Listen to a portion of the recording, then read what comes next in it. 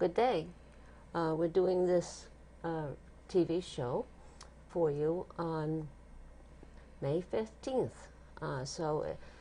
Things are going to happen a lot on Wednesday, so remember that the show is on the 15th, and there's a lot going on later in the week.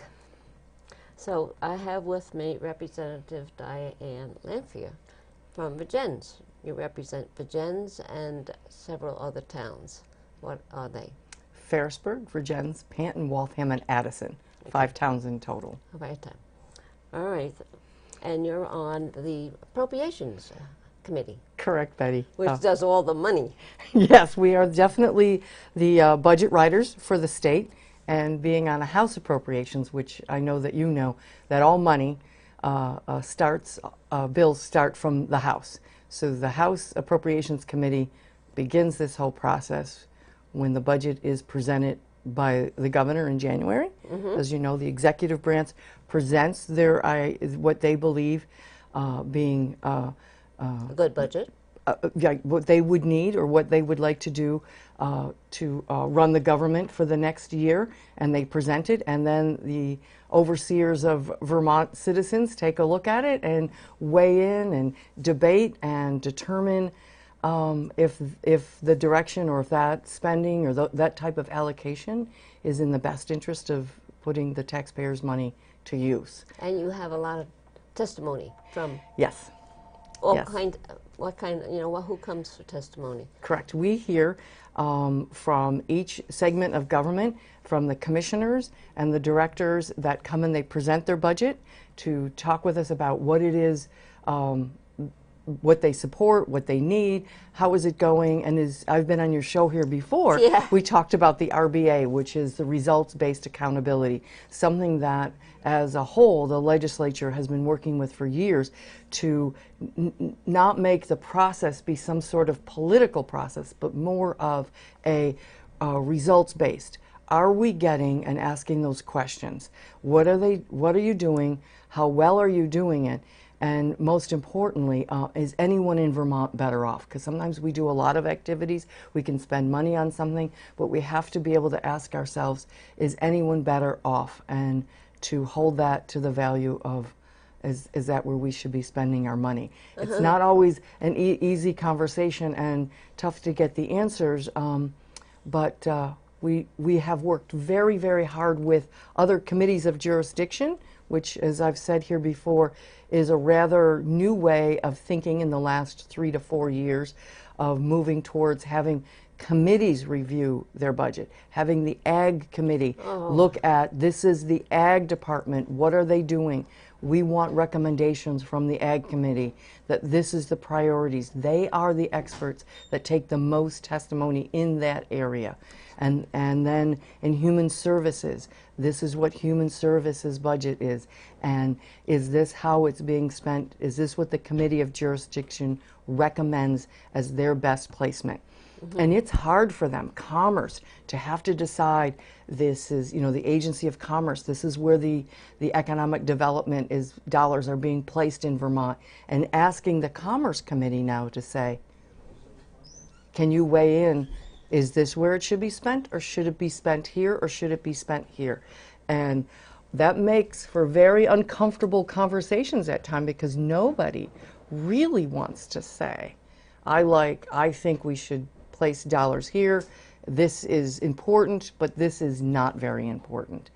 And but that's what our job is. That's what we're to do with the taxpayers' money, because we cannot and do not have the resources, the dollars, to be able to do everything that would be wonderful. And we all get that. We all have our own personal budgets, and we make priority choices, and that's what we do. And we hear testimony from commissioners, we hear from the public, and from our committees of jurisdiction.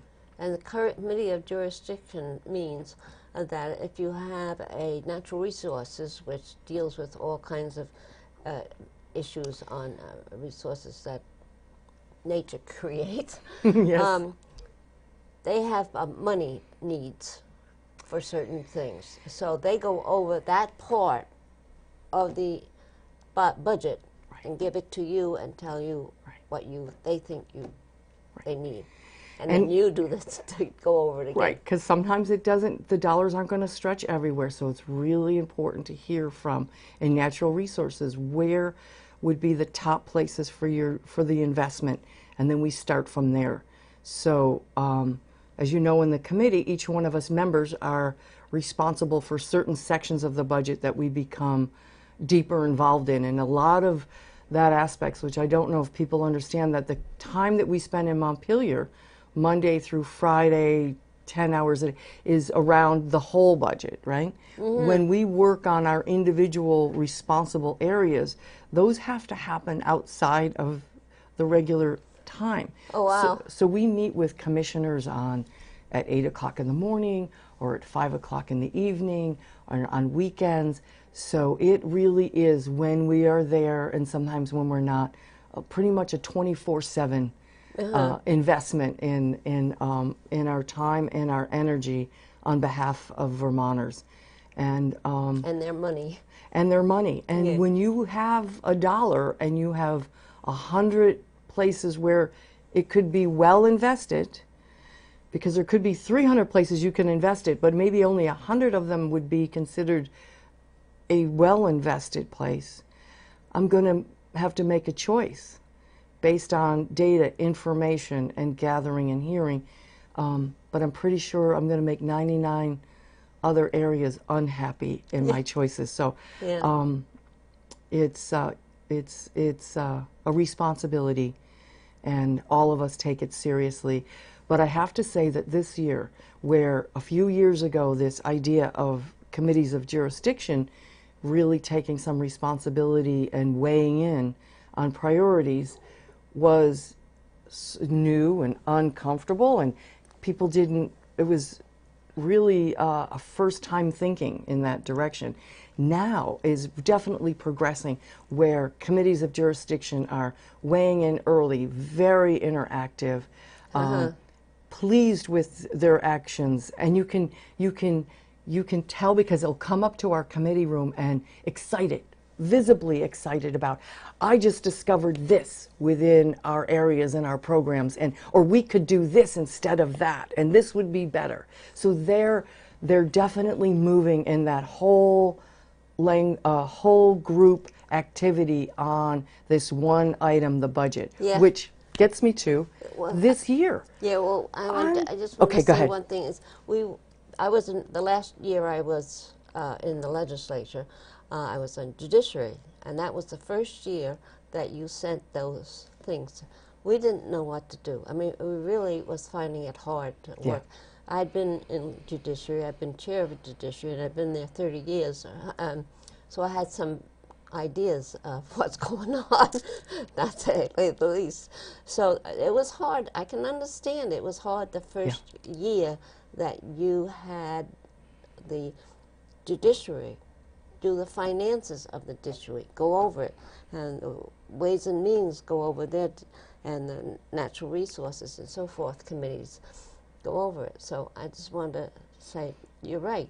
The first year was tough, and now It's getting better, but Yeah. it's still... they It's- learned a lot. You know, it's just like democracy. You know, the more voices that you have in it, the stronger it gets, but it's messier and becomes more complicated. And what do you do when the General Housing and Military Affairs, which oversees labor and housing, and maybe doesn't agree with Human Services around where the housing dollars should be spent? So sometimes we'll get from one committee, their highest priority is to do this, and the other committee says, nope, that's not a very high priority. So sometimes we look at that and go, oh dear.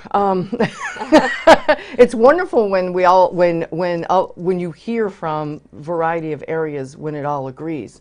And But it's it not- happens. But it does happen, Yeah. and we have to work through it and filter that out, and that's part of what we do.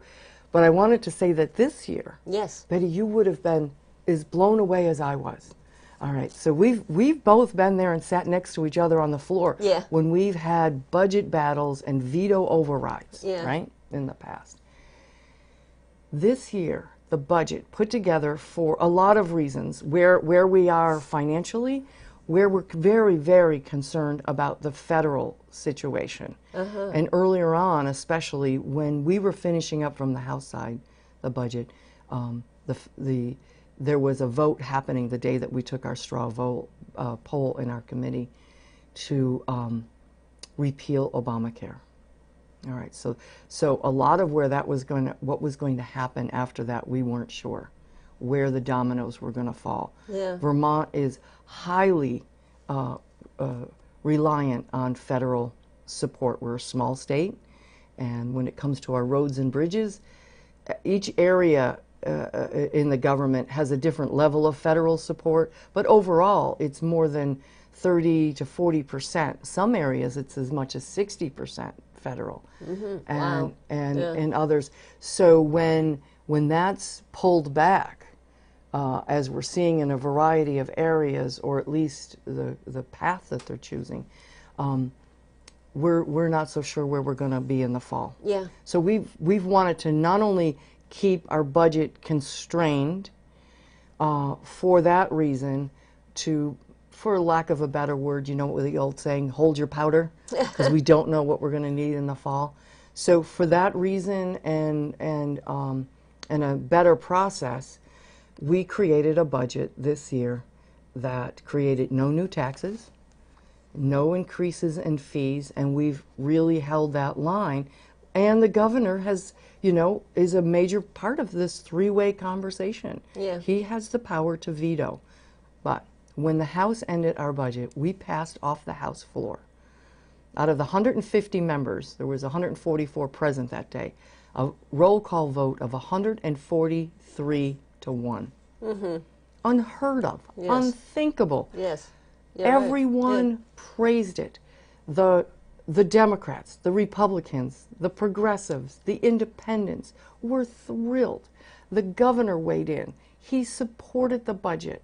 Best budget ever. Did everything it was that everybody wanted it to do from whatever perspective they're coming at it from. The Senate passed it 30-0. Well, Unheard of. That's 173 to 1 on a budget of agreement with the governor. Republicans baked our committee, our appropriations committee, a cake in celebration. And I thought, well, that was really nice. You didn't have to do that. But I didn't realize, Betty, that in all the 9 years, some of these members have never voted for a budget. And they were so thrilled to have something, a document and a budget to go forward that they could vote for, that they were elated and baked us a cake. So here we are, 173 to 1, 2 weeks ago. The governor decides that he's going to hold a veto threat override over the budget for something he demands that's not even in the budget. It's in the education bill. But he's going to hold this bill, the budget, hostage, so to speak, or threat of veto, because he wants something over here. And that's really 2 weeks before we're going to adjourn, when we put aside a whole week's of legislative session money aside, so if we had to come back in the fall, that we wouldn't cost the taxpayers more money. We had a little bit over like a week's worth of savings, so that if we had to come back, it wouldn't cost extra. yeah. But he can't, if he doesn't sign, he only has 5 days, and then it's law.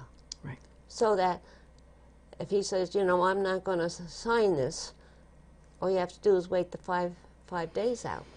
Yeah, except for I think you're right, it's called a pocket veto. Yes. Where he doesn't sign it, but it does Yes. become law. And I don't know the exact timing, but from when we adjourn, like he has to do that if a bill passes so many days prior to our adjournment. But if a bill passes on the last 1 or 2 days of adjournment, Yeah. I think the 5-day rule falls off. But if something of that nature, because there are some bills that are signed, like the transportation bill sometimes are signed maybe even a month after. So there's a relationship from the time that we adjourn to if we pass something in March, there's the pocket veto, so to speak, that they have 5 days to decide, which is an interesting thing for Vermont to have. So I am deeply disappointed that we went just 3 weeks ago from having the best budget ever to having this contention over something that is really not even our place. What was that? So, I'm going to see if I can put this together. So, it goes back to the Affordable Care Act. Okay, when that passed in '09, there was certain groups that were not included yet. Okay, at that time, but there was a point in time when, depending on the large groups, and if you had a health care plan, I don't know if you were steel workers and you had a union, and your health care plan was this, which was in maybe, I don't want to say excess of or exorbitant. You can have it, but you were going to pay what's called a Cadillac tax. And same thing with the state employees and large groups, maybe even IBM, self-insurance. If you had a plan that was exceeded to this level, which is your right to have, but you were going to pay a Cadillac's tax on that.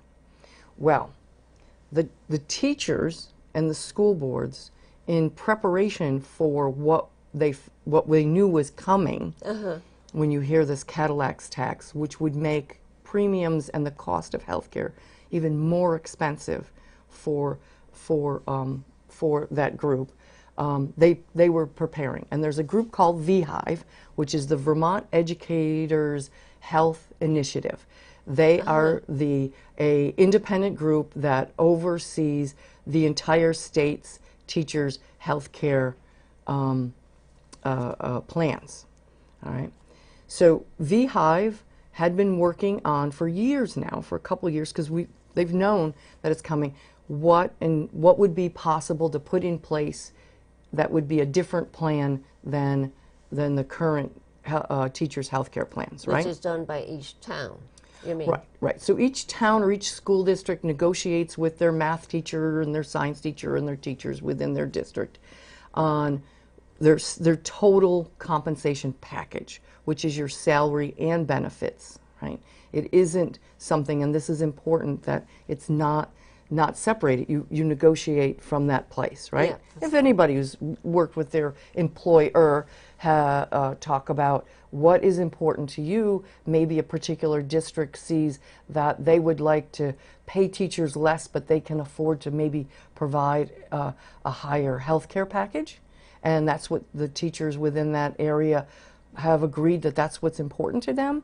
That would be their package. Maybe over here, teachers have taken higher pay in exchange for having a lesser health care program. Yeah. Fine. That's what this community believes in. And so there's a variety of different situations that are all across Vermont, just like there would be from company to company to company.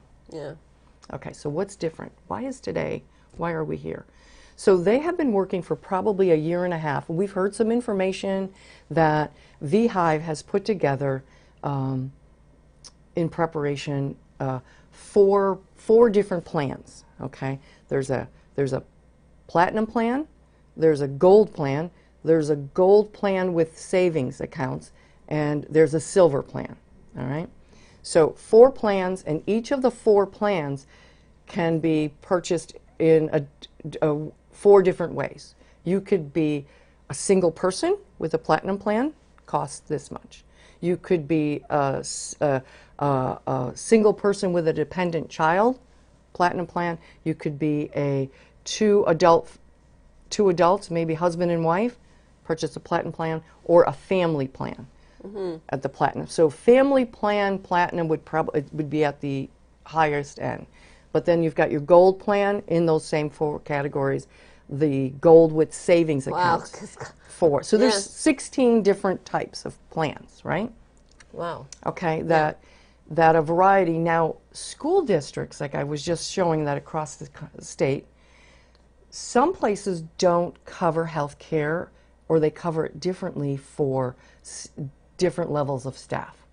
Teachers may get their health care at an 80, you've heard a lot about the 80-20, 80% paid by the employer, 80% paid by the employer, 20% by the teacher. But maybe support staff don't get any coverage at all, or maybe they get coverage at 70-30. And over here, they may cover support staff the same way. So there's nothing, much like Vermont is so unique, that is the same anywhere. Okay, so where we are today is 2 weeks out. We know towns have been negotiating with, and there looks like there's going to be savings. It looks like there's going to be savings, all right? But it's not done being negotiated yet. The governor has stepped in and has said, I want this plan of those 16, one of them only, for to fit everybody in the state, because this plan, if it covered everybody, will save school boards and what he's calling taxpayers this much money. So what you're saying is that if you put it all together, you have 26. But if you have it all potentially, but if you have it all separate, you still have 26. Potentially, and that's where people change, coverage changes, those dynamics I just talked about, how one community doesn't cover, well, they would be covering now. There's no accounting for all the variations, and it would be a little tough to. So when we say, we know that there's a high probability of savings. The governor has called for two things. He wants the savings to come back to the state, not to the, he's saying it's for the taxpayers, but what he's putting down on paper is he wants 1/3 of the savings to come to the general fund, which would come to my room. Can't say that I don't salivate at the thought of that, but that's not my money. That money is local. Second, so 1/3 to the general fund, 1/3 to teachers' retirement, and 1/3 of it back to the taxpayers. And he wants all the negotiations for only health care to happen at the state level with him. Not other issues. Not other issues. How does somebody work for two bosses then? This has not been ferreted out. It's been thrown in at the last, with an amendment on the floor on the last week on a budget that has been absolutely beautiful all year. We cannot get in the middle of collective bargaining. So, in working with the governor, what he says he wanted was savings for the taxpayers. I'm not comfortable, Betty, with saying, great, there was an amendment in the Senate on Friday that said, all right, the state will say across the board, we will assume that there's going to be this much savings and we're going to pull it back. And we're going to pull it back, but we're going to give it back to every district's local level. To property taxes. If your goal number one is to give this back to the taxpayers, we provided that. All right? Yeah. Press conference, the governor said no. He rejects it. He wants more. Which tells me, Betty, that the only thing that he's looking for is to take the control of negotiations away from local boards. And I don't know where we're going to land. We're coming back on Wednesday. We went home very surprised. We handed him something that was not comfortable by a lot of people in order to work with him, and he rejected it. We went home for a timeout. Let's think about this. Let's stop wasting the people's money while we're there. We'll wait for we've got a better place to work from. We'll come back if it's next week, Thursday, Friday, Wednesday, Thursday, whatever, when there's something that's workable. So who makes sure it's workable? The Senate passed something. Right. So the House has to, is that the committee's discussing it first? Or? Well, that's interesting, Betty, because we would have brought it right over on Friday, but the Republican leadership refused to suspend rules and put an end to it. Would not let it come into the House, so therefore it has to take the time on the calendar, would not allow it to be taken up or sent to a committee of conference. So your committees can still study it. We can still look at it. Look at it and come up. But without cooperation to work on it together, we are going to be in for the final push. Now, so the that governor could may take 5 or 10 days.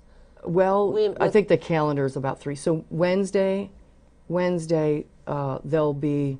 So since we've been gone, it's been the governor, leadership in the House, leadership in the Senate, to see if we can come. We don't. Nobody wants. This isn't good for Vermont. Mm-hmm.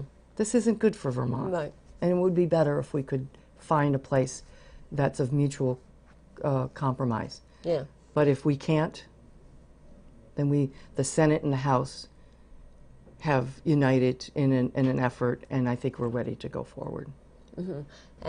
And do you know if he will sign it or he won't sign it? I don't know. We don't know. No. He said on Friday he won't. But it's funny that an education bill, he's threatening to veto the budget, which is nothing to do with the education yield bill. You can't make this up. You can't make a lot of things up. I learned that in a hurry up there. Yes. Yeah. But, so I appreciate you allowing me to come here on this Monday when I thought we would be wrapping up the session, and who knew that we would be at this point after such good cooperation. But then the leadership that's speaking with him, Friday and Monday, Tuesday, is Democrat and Republicans and possible progressives, independents. In other words, how many leaders are there working with him to get this done? Right, and I know that Mitzi, our speaker, has done a great job and trying to, we want to have this as transparent as possible, but at the same time, when you have all the members there for the greatest possible transparency, the cost is $250,000 a week. No, I wasn't thinking to have everybody there, but we don't want to have committee of conferences. Well, we have an uncomfortableness in our leadership to have committee of conferences occurring when the full body's not there. So right. That would be a foul. Yeah. So we'll need everybody there because you have to have the people sitting and watching it, leading it, talking to them afterwards, and talking to it in committees and so forth. Right. Yeah. There's some shuttle diplomacy. There's some, positioning that can occur, and hopefully there can be signaled that X would be acceptable. But we don't want to hold any open committee of conferences without the full body being there. Because we never did.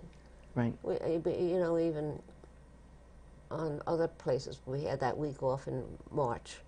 Yeah, town meeting week. The committees couldn't meet. Yeah. Because they weren't there.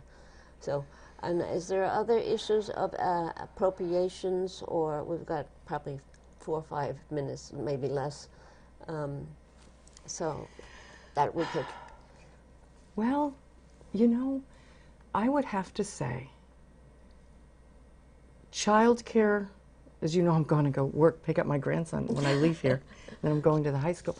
Childcare is a real issue across Vermont for our working families.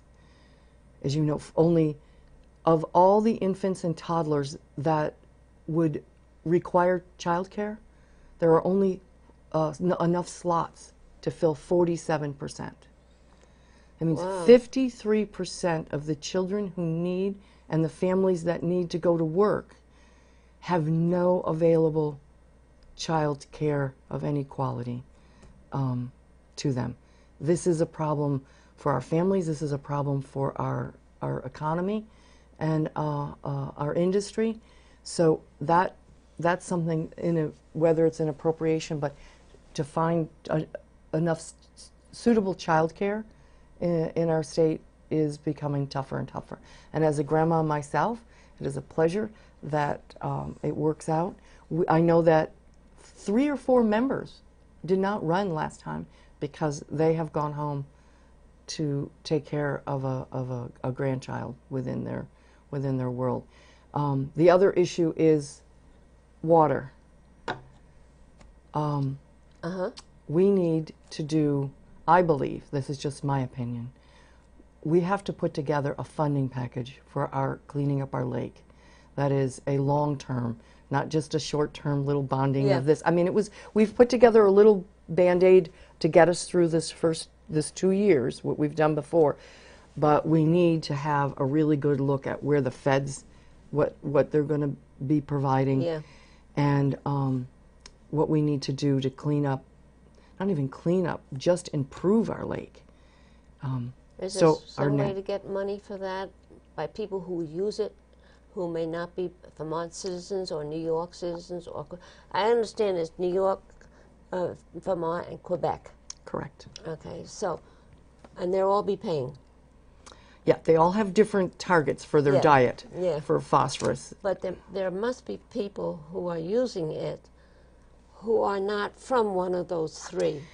And are they making any, are we getting any money from them to help on this issue? Well, right now, if we don't do something, 100% of the cost, which is very high, time for another show on that, but very high, would be felt 100% on industry.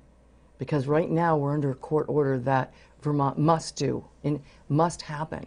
So the question for the legislature is, how much are we going to help provide assistance to ag, to our municipalities for their runoff, for their stormwater? How much are we going to help? Because right now they're going to have to pay the full tab. And so we have to decide as a whole, we all use the water. Oh, yeah. I don't know of we go. anyone or anybody that isn't a part of this all-in situation where it doesn't affect them in a very, very real way, that they can't say that this isn't important to them. So the question for the state is, at what point and at how much support are we going to have? And the federal piece, how much support are they going to continue to provide? And if they don't, what's the gap? Okay. So it's big. So that would be the next. Those are the two things in appropriation that I would say that are not getting its full time, but it will come, as they say, to roost if we don't. All right, thank you for coming, and that was very interesting, and I've learned a lot. You know, I try to keep on top of things, but I sort of feel like I want to take a rest for a year and not be on top of things. And That's a then good idea, Betty. And be on the top of it next year. All right, thank you for You're welcome. watching. You're Bye-bye. welcome. My pleasure. Bye. Thank you.